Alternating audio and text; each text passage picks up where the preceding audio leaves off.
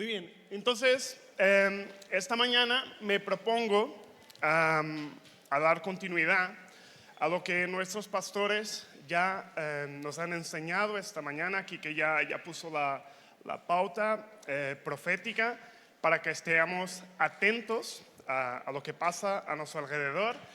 Y nuestra pastora Emma nos ha explicado cómo esta fiesta, el Sukkot, los tabernáculos, tienen mucho que ver con la transición del pueblo de Israel saliendo de la esclavitud del Egipto. Entonces, lo que propongo esta mañana es compartir apenas 3 puntos sobre la fiesta de Sukkot, tabernáculos, haciendo un énfasis en la fragilidad de la vida y en la temporalidad de la vida. Pero claro, de esos 3 puntos voy a dividir cada uno en 2 más, porque yo siempre aprendo esto con David y funciona muy bien.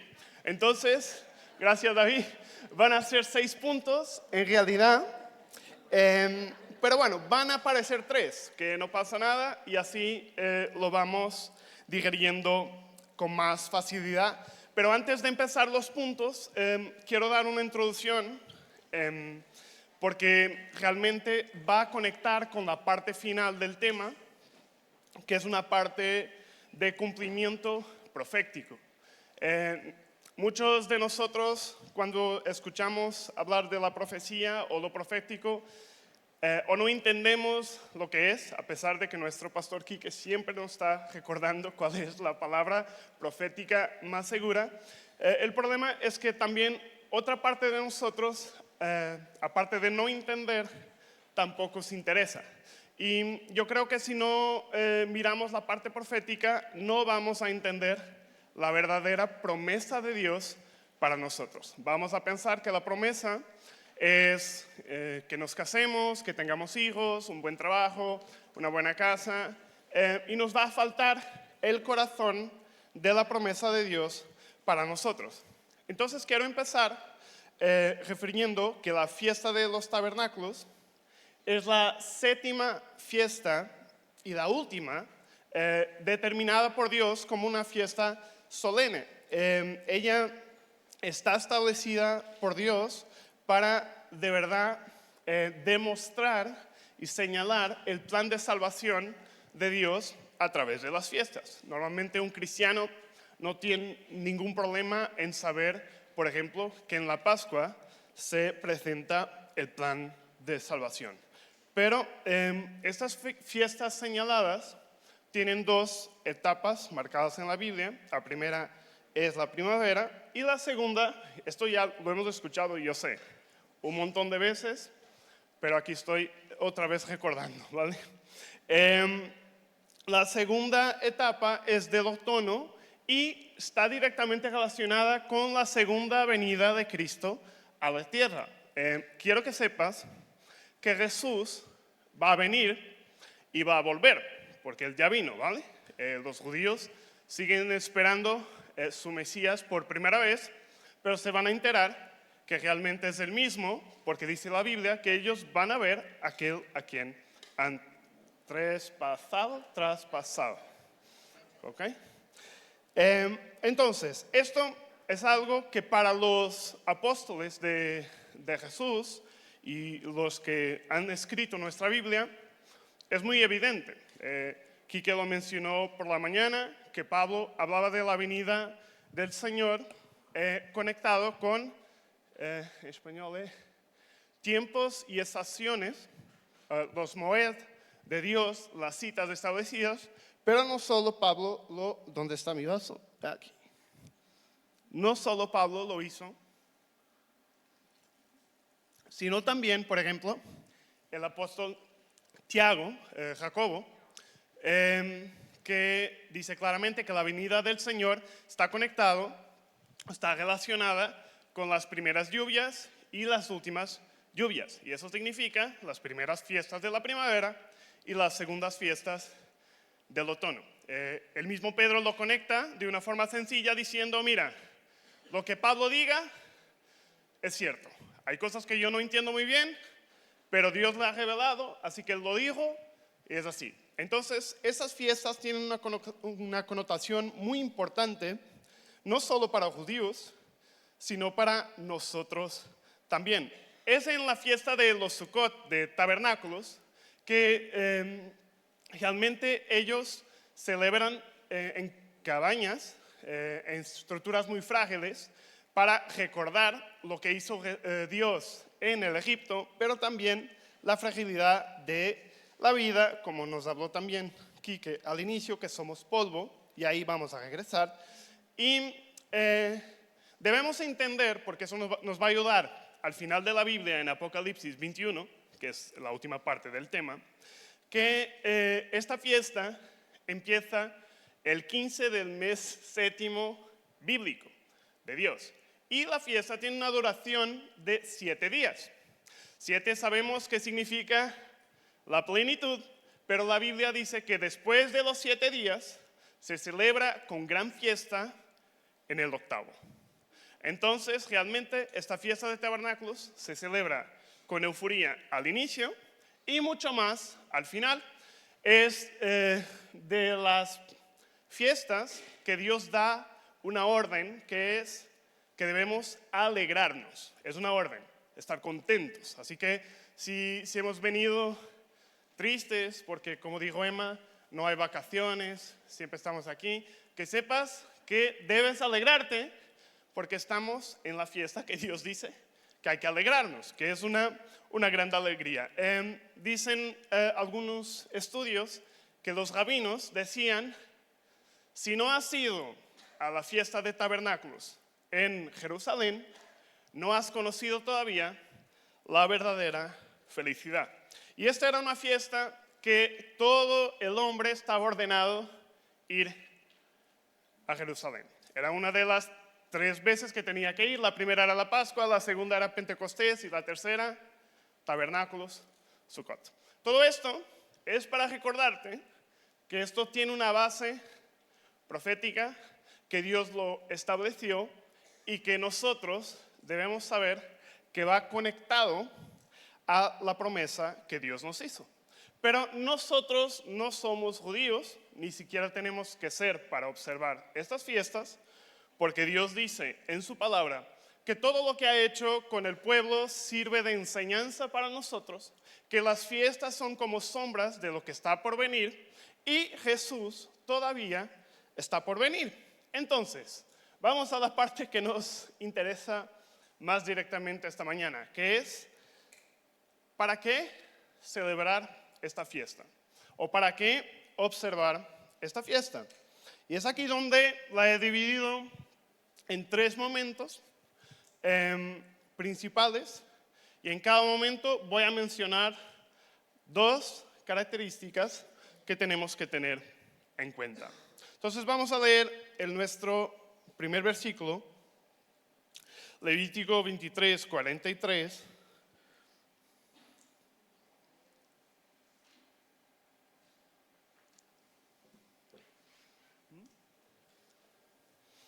Dice así: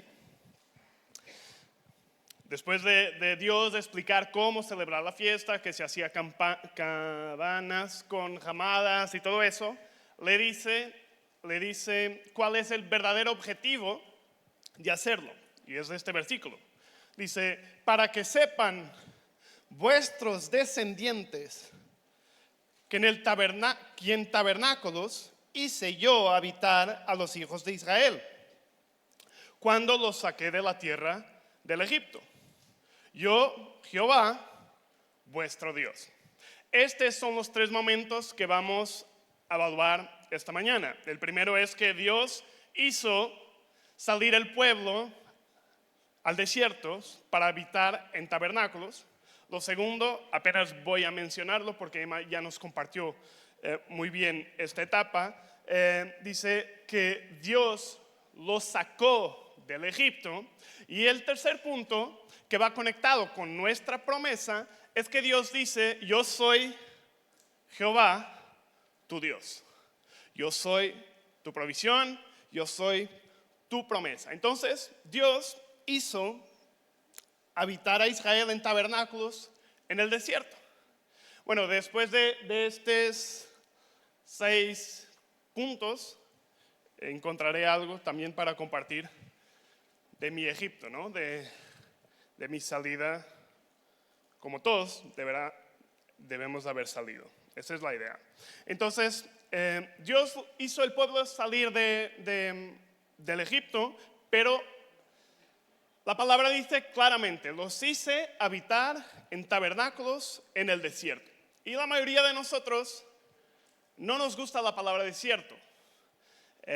Siempre vemos como algo malo, como un tiempo de espera, pero de espera insoportable. Y a nadie nos gusta el desierto, pero realmente fue Dios que llevó su pueblo al desierto. Y la primera característica es que lo hizo para que fueran peregrinos.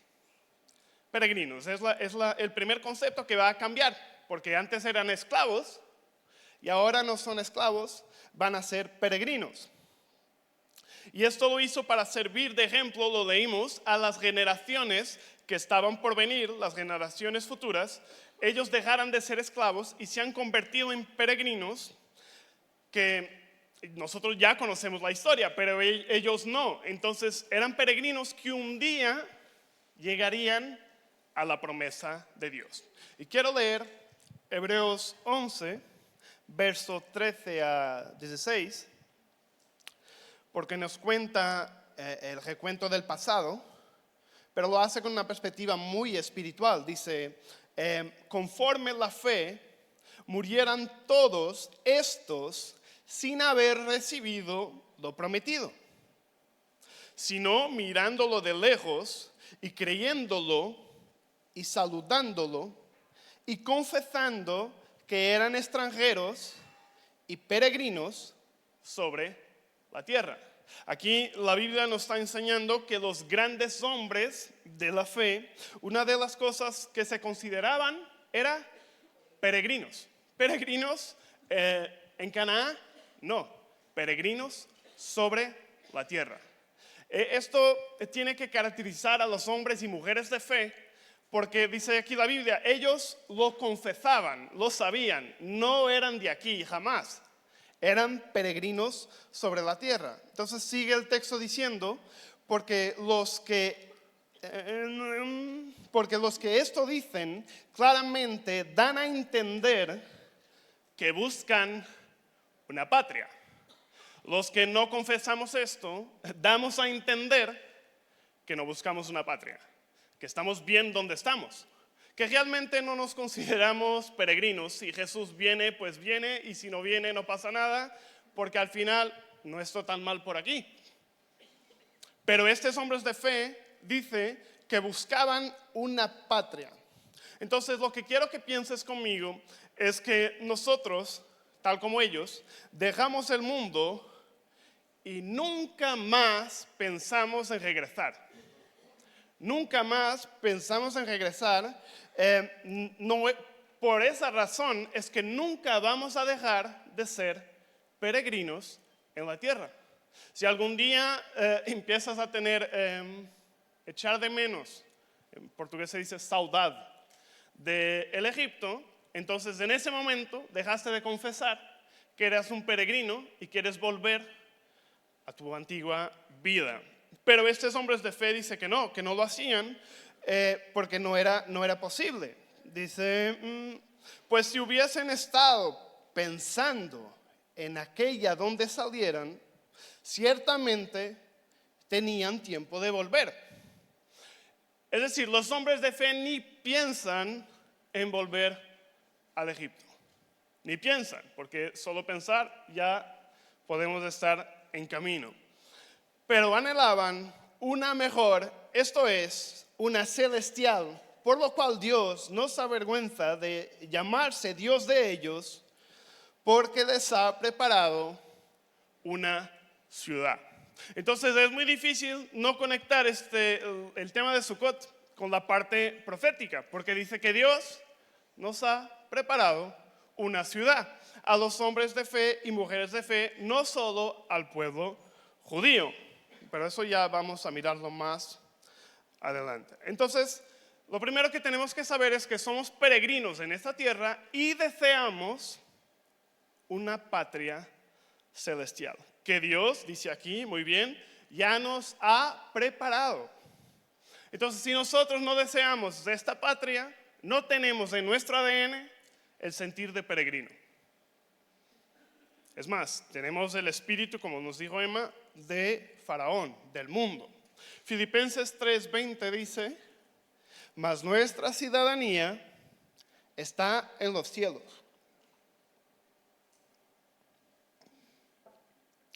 donde también esperamos nuestro Salvador,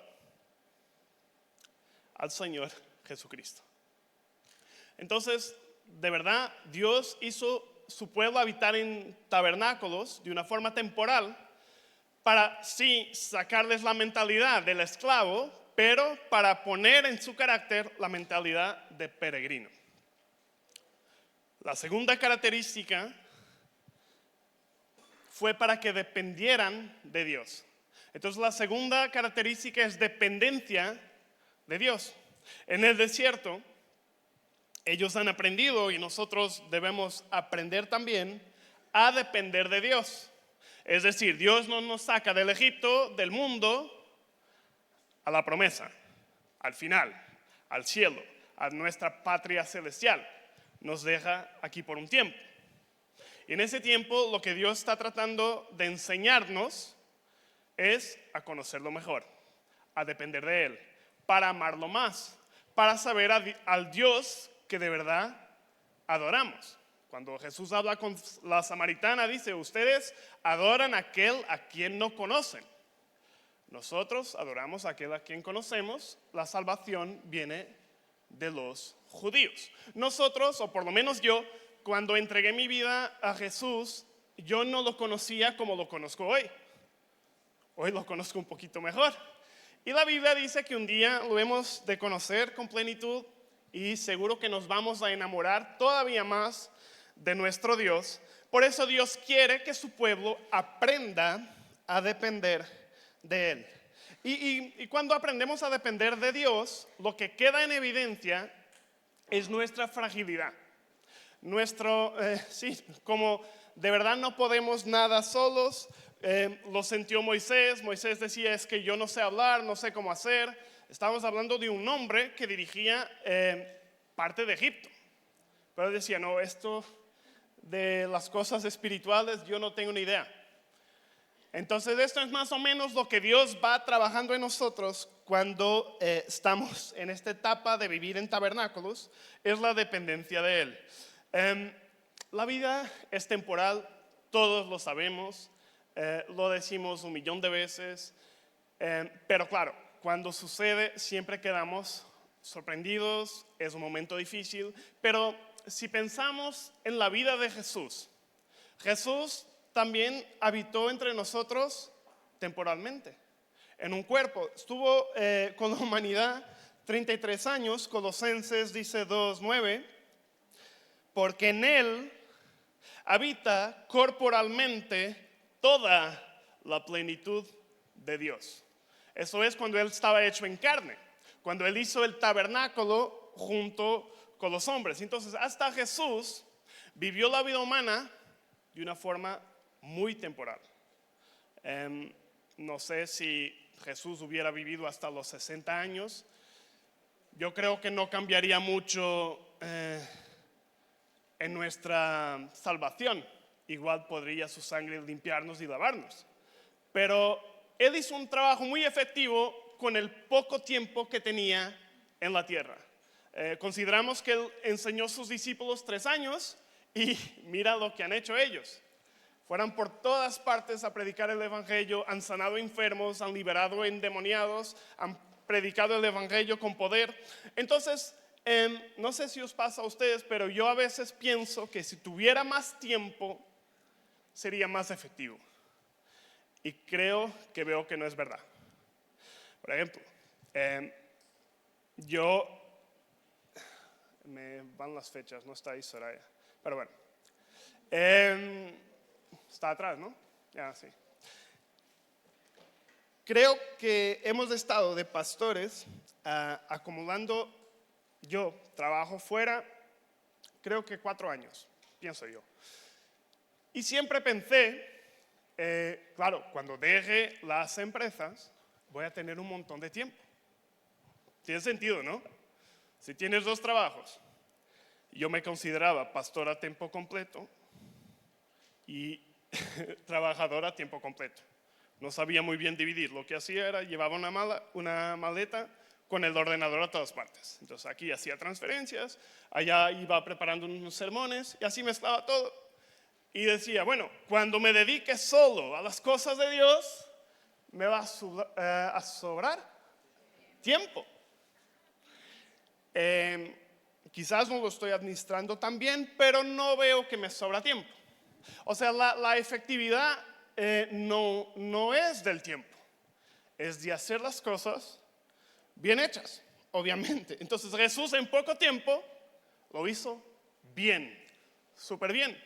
Nos ha salvado a todos. Entonces nosotros debemos ser conscientes de la fragilidad de la vida y de la temporalidad de nuestras vidas. O sea, Pedro lee el Salmo 103 que hemos leído esta mañana, no escribe. Y dice, primera de Pedro, capítulo 1, verso 24, dice, porque toda carne es como la hierba, y toda la gloria del hombre como la flor de la hierba. La hierba se seca y la flor se cae, mas la palabra del Señor permanece para siempre. Y esta es la palabra porque el evangelio os ha sido anunciada. Realmente lo que ha proveído para el pueblo de Dios en tabernáculos en el tiempo que salieron del Egipto fue la palabra de Dios, que es lo único que Dios dice, no cambia nunca, jamás.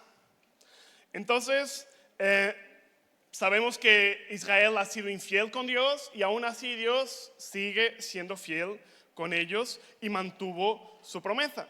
Pero para que podamos cambiar un poco la idea del desierto, yo quiero que consideremos lo que Dios proveyó a Israel en el desierto, que es lo que nos va a proveer a nosotros también en el tiempo de este peregrinaje de espera. Entonces entendemos por las escrituras que hubo provisión de alimento.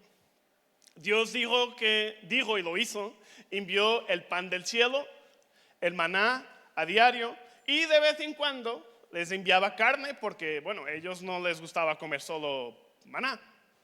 Querían comer algo más y Dios dice, pues bueno, si quieres carne, te doy carne hasta que te hartes de carne. Y les dio carne. Aunque ellos de vez en cuando decían, echamos de menos, creo que eran las cebollas del Egipto, ¿no? No sé por qué las cebollas, pero bueno, no sé, para llorar, comer y llorar por más. Pero bueno, entonces lo que tenemos que saber es que Dios proveyó alimento a Israel, no les ha faltado nada.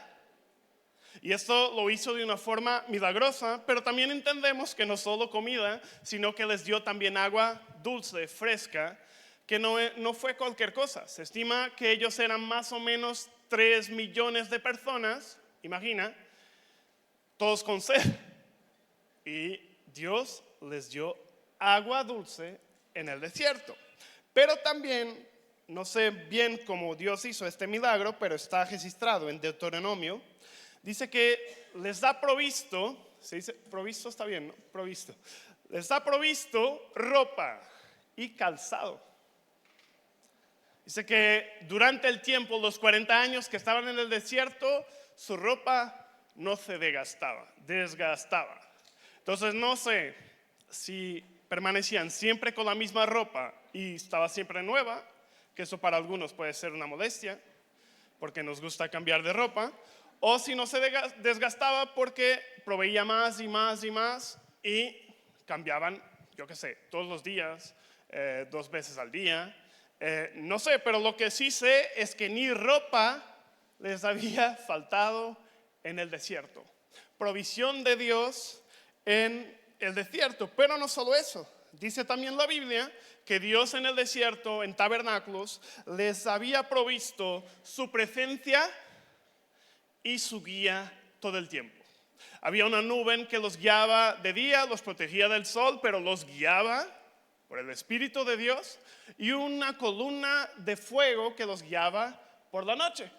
Entonces piensa, en el desierto Dios los guiaba y había provisión de su presencia para el pueblo. Había también provisión contra sus enemigos. Dios los ha proveído, protegido todo el tiempo. Y también había provisión espiritual, porque Dios dijo, mira, yo te he dado maná para que supieras que no solo de pan vivirá el hombre, sino de toda la palabra que sale de la boca de Dios. Lo leemos en Deuteronomio, lo ha mencionado Jesús. Es decir, Dios en el desierto ha proveído la parte espiritual también. Entonces, yo creo que queda como una pregunta. Si en el desierto Dios provee todo esto, ¿qué nos hace falta? Solo las cebollas, porque, o sea, realmente yo mirando esto, yo digo, quizás no es tan malo estar en el desierto, porque Dios estaba cambiando una mentalidad de esclavo, pero nunca falló con el pueblo y no falla con nosotros. Entonces Moisés eligió algo que me pareció muy bonito. Está en Hebreos 11, 24, 25. Moisés eligió depender de Dios en lugar de permanecer en la seguridad del Egipto. Fue una elección suya. Vamos a leer en Hebreos. Por la fe, Moisés, hecho ya grande, significa adulto, rehusó llamarse hijo de la hija de Faraón, escogiendo antes ser maltratado. No dice bendecido, que también lo fue, pero dice que escogió ser maltratado con el pueblo de Dios que gozar de los deleites temporales del pecado. Entonces, Moisés ha elegido depender de Dios. Y claro, ya que estamos hablando de esclavitud, yo quiero que consideremos que algunos, estando en esclavitud, estábamos muy bien. Moisés no era como el pueblo que nos ha compartido Emma, ya sufría mucho. Moisés no sufría nada. Moisés tenía de todo. No sufría nada en el aspecto financiero, porque dice la Biblia que viendo el sufrimiento de su pueblo, se llena de ira y mata a un egipcio, ¿no? Pero Moisés era este hombre que estaba bien en el Egipto. Algunos, si Dios nos ofrece una esclavatura como Moisés, no queremos salir. Porque claro, él tenía de todo. Por eso dice la Biblia, él ha decidido, escogió ser maltratado con el pueblo de Dios, porque antes no era maltratado. Él no hacía trabajo esforzado. Él no trabajaba largas horas. Él no decía, no, es que no tengo que comer. Él estaba bien. Y algunos de nosotros salimos del Egipto de esta manera. Yo considero que es mi caso. Yo estaba muy bien en mi Egipto. No tenía falta de nada, o pensaba yo. Entonces lo que te quiero decir es que un esclavo en el Egipto puede ser un esclavo que vive bien.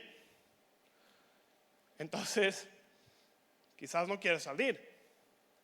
Pero bueno, Dios ha llamado a Moisés, me ha llamado a mí también y espero que te haya llamado a ti también, por eso has venido a este lugar.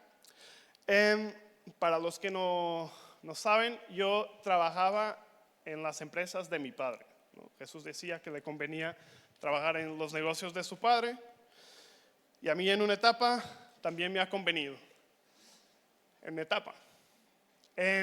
Y para la mayoría de la gente, yo estaba muy bien, y incluso para mi jefe, que era mi padre, estaba muy bien. Y cuando le dije que quería salir, y no quiero comparar mi padre con el faraón, porque no es, de verdad no lo es, pero sí está bajo el sistema del mundo.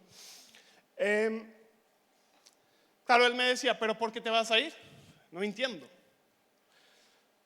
Si tú puedes hacer las dos cosas. Y, a ver, y digo la verdad, yo podía hacer las dos cosas como lo estaba haciendo. Les comparto que tampoco nunca he sufrido ningún tipo de presión de nuestros pastores para dejar el trabajo. El problema es que Dios me habló. Y Dios me dijo que a los que predican el evangelio está ordenado, una ordenanza, un mandamiento, vivir de los diezmos, vivir del evangelio. Y entonces cuando Dios me habló eso, yo empecé a sentir que estaba desobedeciendo a Dios. Y ese fue mi tema. Por eso he tenido que salir. Pero bueno, lo hicimos, creo que lo hicimos muy bien de la parte de Dios, porque yo pensaba que cuando lo hiciera, mi padre nunca jamás me iba a hablar, yo dejaba de tener padre, mis hijos dejaban de tener abuelo, y bueno, y eso no pasó así. Dios fue muy bueno con nosotros. Es más, se cumplió lo que hemos leído, hemos salido con parte de las cosas del Egipto, porque Dios es bueno. Podría ser de otra manera, no importa. Dios nos llama para depender de Él, y ahora estamos en otra etapa también aprendiendo, porque seguimos siendo peregrinos. Eso no ha cambiado. Yo no he llegado a la promesa todavía, y creo que tú tampoco, porque Dios no nos ha prometido tierra, nos ha prometido un reino celestial que no ha llegado. Todavía no ha llegado, pero lo esperamos confiados, ¿no?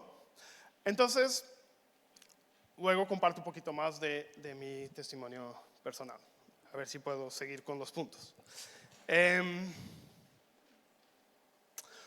Punto número 2, que será la tercera característica, es que Dios los sacó del Egipto. Esto nos predicó Emma, pero apenas quiero hacer referencia a dos características. La primera es que nos sacó para que nosotros no nos dediquemos a algo temporal en nuestra vida. Ese es uno de los objetivos. Nos saca del Egipto para no dedicar el poco tiempo de vida que tenemos a engrandecer al mundo y al faraón. Nos saca del mundo para empezar a engrandecer el nombre de Dios, porque Dios dijo, yo los quiero sacar para que adoren mi nombre. Y nosotros tenemos muy poco tiempo de vida. Yo ya tengo 34. Estoy mayor que hace 10 años. Entonces, voy a cumplir 35 si Dios lo permite. Pero si no permite, yo usé los 34 años como quise. Entonces, Dios quiere que dediquemos nuestras vidas a enaltecerle a Él. Y en el Egipto, en esta característica, nosotros vamos a aprender, o hemos aprendido, que si nos esforzamos por lo temporal, nunca vamos a alcanzar el eterno, porque las dos cosas no van juntas. Y nosotros solo tenemos una vida, un cuerpo, que obviamente luego se va a convertir en una vida eterna, pero mientras estamos aquí, si estamos poniendo todas las fichas en lo temporal, el eterno no va a ser alcanzable, la promesa no va a venir. Y esto pasó con Esaú, porque también en la Biblia hay malos ejemplos. Esaú nos enseña la Biblia en Génesis 25, 31 y 34.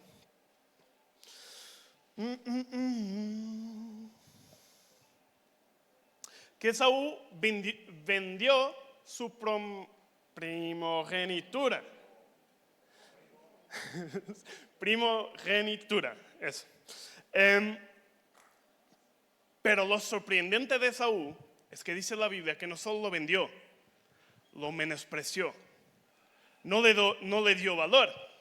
A veces en momentos de necesidad uno tiene que vender cosas que, yo qué sé, las aprecia mucho. Son temporales, pero las apreciamos mucho. Puedes vender un coche, una casa, los jóvenes, la PlayStation 5 o 6. Entonces, son temporales, sabes que son temporales, pero bueno, disfrutas de ellas. Esaú menospreció algo eterno.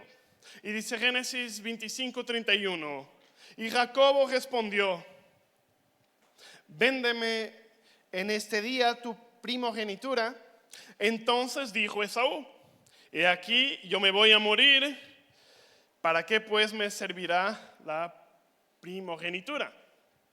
Entonces, claro, ustedes pueden pensar, claro, Fabio nos está diciendo que la vida va a pasar, es muy rápida, ¿para qué me voy a esforzar? ¿Para qué voy a invertir mi tiempo a venir cada año a un congreso, a ir cada domingo a la iglesia? La vida, como dicen los del mundo, son 2 días y uno ya pasó.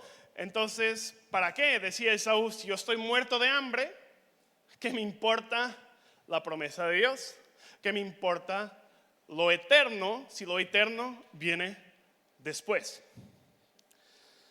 Y dijo Jacobo, júramelo en este día. Y él le juró y vendió a Jacobo su primogenitura. Entonces Jacobo dijo a Esaú, dio a Esaú pan y del guisado de las lentejas, y comió y bebió, y se levantó y se fue. Así menospreció Esaú la primogenitura, el eterno. Y nosotros realmente o somos como Moisés, que a pesar de poder estar confortables en el mundo, menospreciamos el sistema del mundo y queremos el eterno, o somos como Esaú. Estamos desconfortables en el mundo, pero aún así preferimos pelear por él y olvidar el eterno. Solo hay 2 formas de hacer frente a la vida, y Sukkot nos recuerda que tenemos que tomar esta posición. No debemos dedicar nuestra vida a algo temporal. Todo lo que hacemos, aunque se disfrace de algo temporal, tiene que tener un propósito eterno. Por ejemplo, lo que estamos tratando de hacer con las guarderías, CC Learning, Malcolm, los nombres que ponemos, pero el objetivo es algo eterno. Es cumplir lo que hemos leído, para que las generaciones futuras sirvan a Jehová. Es una perspectiva eterna y utilizamos el temporal. Y te recuerdo que el tiempo pasa, incluso para nuestros hijos. Mi hijo va a cumplir 10 años. ¡Wow! 10 años, Daniel. Y hemos leído y estudiado, ¿se acuerdan? Que hasta los 7 años se forma el carácter de tu hijo. ¿Han escuchado esto? Bueno, ya pasaron 3 de Dani. No, es que Dios nos ayude con todo.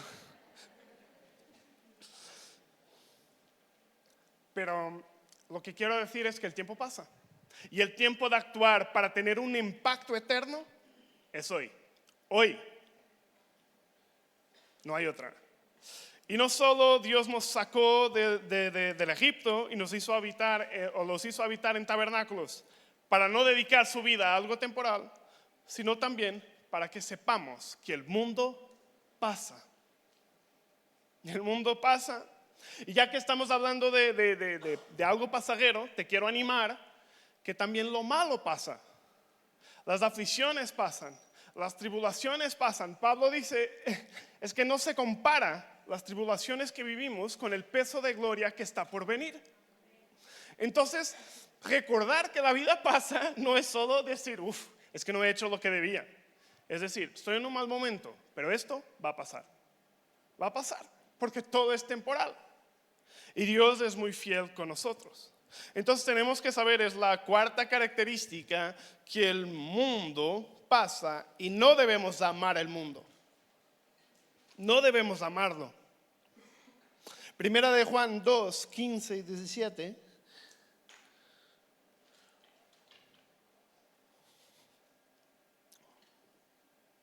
Dice, no améis el mundo, ni las cosas que están en el mundo. Si alguno ama al mundo, el amor del Padre no está en él, porque todo lo que hay en el mundo, los deseos de la carne, los deseos de los ojos y la vanagloria de la vida, no proviene del Padre, sino del mundo. Entonces, Juan, inspirado por el Espíritu Santo, nos está diciendo, no améis el mundo, porque el mundo no tiene nada de Dios. No tiene nada de Dios. Jesús dice, por otras palabras, ya no sois del mundo. Y llega a decir, el mundo los va a odiar porque me ha odiado a mí. Entonces no hay vuelta atrás de aquellos que hemos salido del Egipto. Si quisiéramos volver, ellos ya no nos recibirían de la misma manera. Lo que vemos en la historia del hijo pródigo es que cuando él fue al mundo pensando que se iba a ganar todo, ¿cómo le ha tratado el mundo? Dando más valor a los cerdos que a su propia vida. No sé si es Pedro que dice que el perro vuelve a su vómito.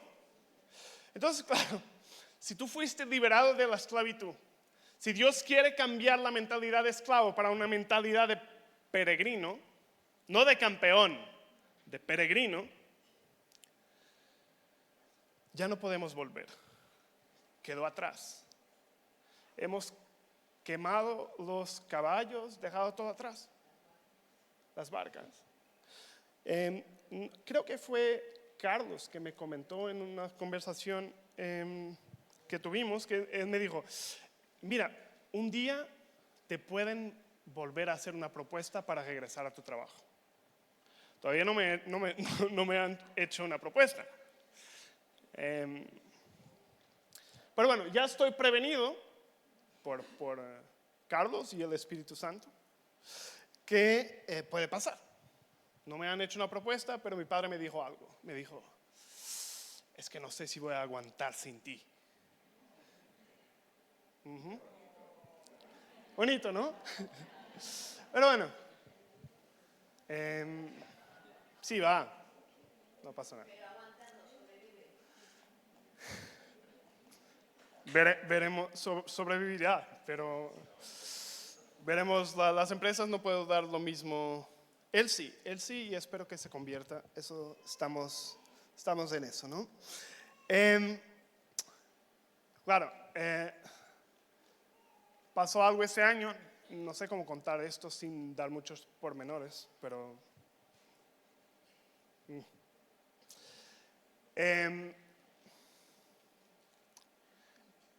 este año mi padre y mi hermano fueron retenidos por la policía 3 días. Porque estaban investigando las empresas y fueron acusados de valores grandes, por eso los pudieran prender, y la idea era prenderlos hasta empezar el juzgado. Dios puso su mano, digo que Dios puso su mano porque hemos orado y minutos antes el abogado me dijo así, ellos no van a salir, olvídate. ¿Sí? Entonces yo fui con Soraya, con Gabriel, nos pusimos delante de el salón de la audiencia y el policía me dijo, no puede pasar esta línea, si pasa la línea, va con ellos. va adentro. Yo no pasa nada. Yo de esta línea, entonces me puse en la línea, porque claro, ¿qué quería yo? Yo quería verlos. Quería verlos. No pasé de la línea y ahí nos pusimos como tres loquitos. Bueno, Gabriel no era loco porque no hacía nada, pero nosotros orando ahí, orando. Y la gente que nos estaba apoyando en oración, obviamente. Nosotros nunca estamos solos porque somos el pueblo de Dios. Dios puso su mano, lo sacó y ahora vamos a ver lo que va a suceder. Pero claro, antes de poner la mano sobre sus vidas, puso sobre la mía, porque si no, yo estuviera ahí también. Y claro, me contaban todos que la policía, la investigación preguntaba, pero ¿quién es Fabio? ¿Quién es Fabio? ¿Quién es Fabio? Porque yo trabajé ahí 13 años y los últimos años era el presidente de las empresas. Entonces, decían, ¿quién es? ¿Dónde está? ¿Qué hace? Bueno, unos hicieran lo que podían, lo que entendían que yo hacía, que es pastor, que no sé qué, que anda por ahí. Peregrino ahí, peregrinando. Pero bueno, yo no tengo ninguna duda que Dios me libró de algo que pues me iba a caer, aunque yo firmaba, pero la autoridad estaba ahí. ¿Qué? Pastor preso, ¿imaginas?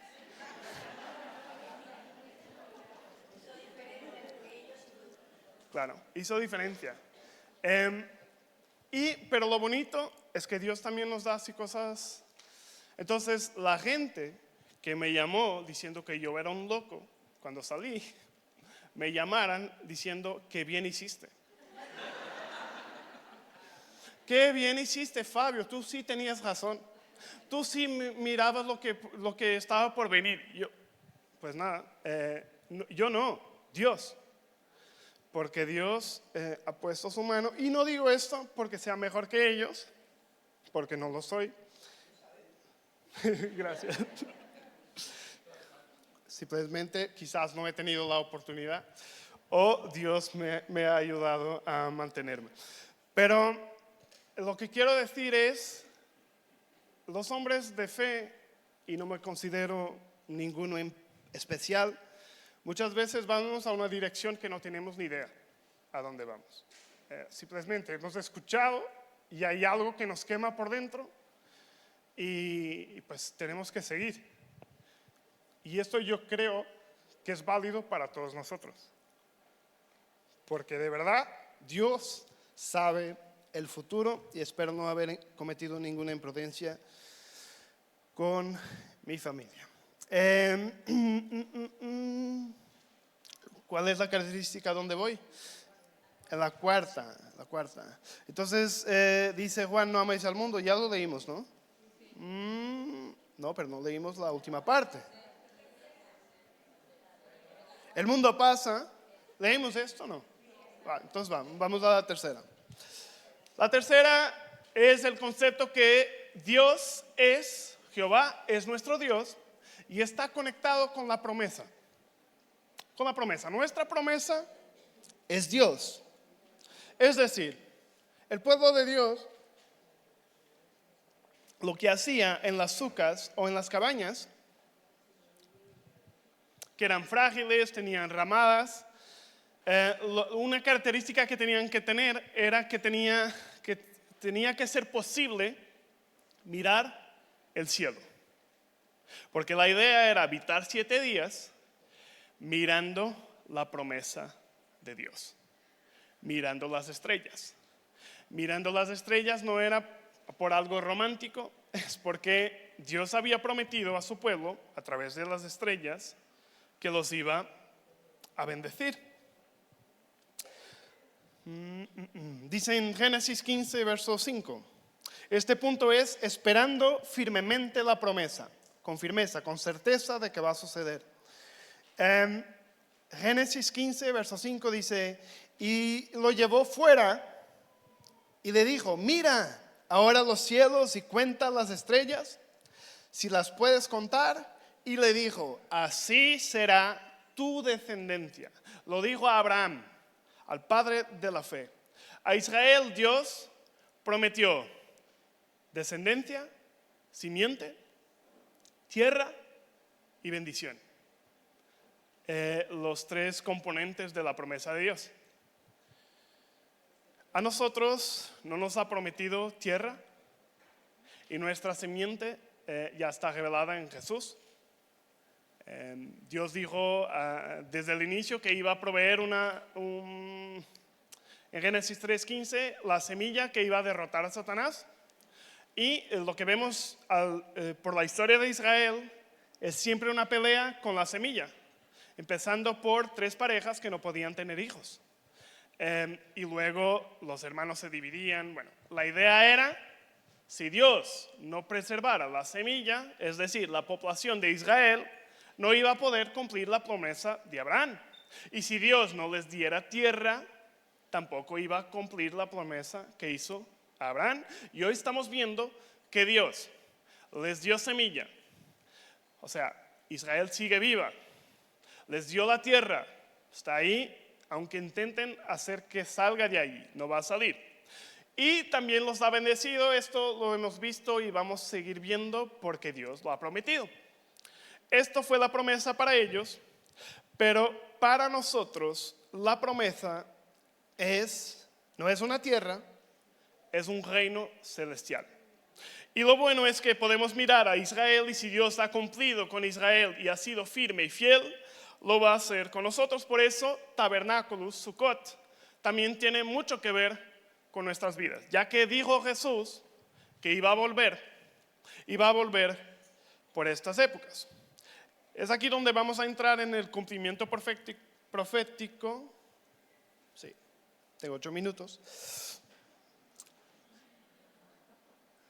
Jesús cumplirá esta fiesta, la 7ª y última fiesta, cuando termine el periodo que nos habló Quique, los 7 años de tribulación. Jesús va a volver, no va a volver solo, va a volver con nosotros, va a establecer su reino finalmente, después de un periodo muy difícil en la tierra. Y aunque la Biblia diga que el periodo de reinado de Jesús va a ser durante 1000 años, sigue siendo una fecha temporal, lo mencionó también Quique. Faltan 7 años, los 1000 que faltan después de su reinado, que reinaremos con Él. Eso sí es la promesa de Dios para nosotros, que reinaremos con Él. Los que quisimos salir del Egipto y hemos elegido sufrir, ser maltratados con el pueblo de Dios, porque estamos mirando un reinado celestial. Obviamente Dios es bueno con nosotros, yo propio compartí mi testimonio y Él nos va bendiciendo, nos va ayudando, pero la idea no es estar tan a gusto en el mundo que nos olvidamos que Jesús va a venir y ya no queremos ir a ninguna parte. Nos mencionó también Emma que la opresión es para que crezcamos espiritualmente, es necesario y es incluso deseable en muchas maneras. Entonces Jesús va a venir en una fiesta como Sukkot, va a vencer, dice que la tierra finalmente va a encontrar descanso durante 1000 años. El descanso que la tierra necesita. Reinaremos con Él y lo que leemos en la Biblia es un periodo de gozo muy grande, enorme. Aunque el pecado no fue extinto por completo, entendemos en las Escrituras que casi no hay pecado, porque están reinando con Él los que han buscado su justicia, hemos aprendido con Él, conocido su carácter y ahora estamos reinando con Él. Pero no solo eso, dice la Biblia que Satanás está preso por 1000 años. Es decir, el opositor, el acusador de los hermanos, el príncipe de los demonios, aquel que nos oprime, el espíritu de Faraón, el del anticristo, no está preso. Entonces va a ser un periodo de orden, de paz. Y eso es el principio de nuestra promesa que estamos esperando. Eso es lo que estamos esperando de parte de Dios. Bueno, la fiesta son 7 días, Pero dice que el último día, las 7 es plenitud, el último 8 es un nuevo comienzo. Y nos enseña Dios en su palabra, Apocalipsis 21, de 1 a 6, que después de todo esto, de los 1000 años, reinaremos con Él y Él hará todo nuevo. El último día, el día de gran alegría. Pero vamos a leer Apocalipsis 21, verso 1 a 6. Dice: y vi un cielo nuevo, una tierra nueva, porque el primer cielo y la primera tierra pasaron. Todo pasa en el mundo. Y el mar ya no existía más. Y yo, Juan, vi la ciudad, la santa ciudad, la nueva Jerusalén, descender del cielo de Dios, dispuesta como una esposa ataviada para su marido. Yo oí una gran voz del cielo que decía: he aquí el tabernáculo de Dios con los hombres, y Él morará con ellos, y ellos serán un solo pueblo, y Dios mismo estará con ellos como su Dios. Esto es la fiesta de tabernáculos en su cumplimiento profético. Dios dice que va a venir, la ciudad va a venir, va a habitar con nosotros. Seremos su pueblo, Él será nuestro Dios. Pero la parte que más me gusta a mí es lo que dice a continuación. Dice, enjugará Dios toda la lágrima de los ojos de ellos. Porque si hemos elegido ser maltratados con el pueblo de Dios, sí que vamos a llorar un poco, porque luego todo pasa. Y ya no habrá muerte, y ni habrá más llanto, ni clamor, ni dolor, porque las primeras cosas pasarán. Y él que estaba sentado en el trono dijo: he aquí, yo hago nuevas todas las cosas. Todavía no han sido hechas nuevas todas las cosas. Lo que hemos sido hechos nuevos fuimos nosotros. Que dice la Biblia: nuevas criaturas somos, todo ha pasado, pero en nosotros. Aquí no, aquí todo es nuevo, todo es eterno. Y dice, y me dijo: escribe, porque estas palabras son fieles y verdaderas. Y me dijo: hecho está. Yo soy el alfa y la omega, el principio y el fin. Al que tuviere sed, yo le daré gratuitamente la fuente del agua viva. Esta última parte que hemos leído está conectado también con la fiesta de tabernáculos, porque en la fiesta de tabernáculos el sacerdote agradecía la provisión de la lluvia. En tabernáculos, en Juan, Jesús se para y dice: el que tiene sed, venga a mí, yo les daré agua viva, donde no tendréis sed jamás. Y Jesús habló de este mensaje en ilustrado en tabernáculos. Lo dice claramente Juan. Dice que empezó la predicación el del día 1 y el día grande de la fiesta dice: vengan a mí. Esto es lo que significa tabernáculos para nosotros. La vida es temporal, es frágil, es verdad, pero Dios es con nosotros. Y en este desierto, porque no creo que ninguno de nosotros haya llegado a la promesa, si los hombres de fe no alcanzaran, no vieran todo. Moisés no entró en la tierra prometida, apenas lo vio. Entonces no se trata tanto del final, sino de reconocer que Dios ha provisto para nosotros en este tiempo. Y no nos falta nada. No nos falta provisión, no nos falta dirección, no nos falta nada. Tenemos su Espíritu. ¿Qué más Dios nos puede dar? Si ya nos ha dado todo. Nos vamos a orar y a poner de pie.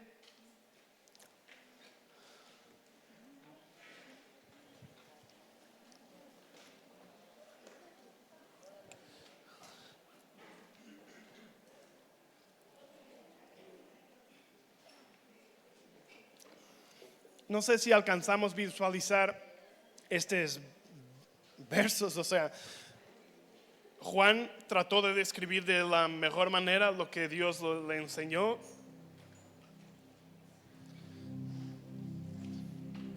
Pero imagina esta promesa, donde todo es hecho nuevo, donde ya no lloramos,